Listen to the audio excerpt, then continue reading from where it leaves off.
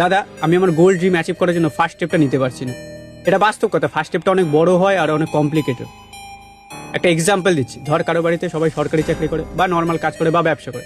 এখন ওখান থেকে যদি কোনো একটা ছেলে বলে আমি অ্যাক্টর হব, ক্রিকেটার হব, আমি বলছি না সে ফার্স্ট স্টেপ নিতে পারবে না, কিন্তু নেওয়াটা অনেক চাপের। আর এর থেকেও বড় বাস্তব কথা হচ্ছে, যারা 10 ক্লাসে পড়ে, 12 ক্লাসে পড়ে, তাদের বেশিরভাগই যে গোল আর ড্রিম আছে সেটা কারো না কারো থেকে ইনফ্লুয়েন্স হয়। বাবা, দাদা, কাকা, জ্যাঠা এখানে বুঝে দিয়েছে, বা হয়তো কোনো ট্রেডারকে দেখেছে, সে কোটিপতি হয়েছে, কাল আমিও ট্রেডার হব। পরের দিন কোনো ক্রিকেটারকে দেখলো, আমিও কালকে ক্রিকেটার হব। কোনো ইউটিউবারকে দেখলো, চল আমিও ভাই পরের দিন ধরে ইউটিউবার হব।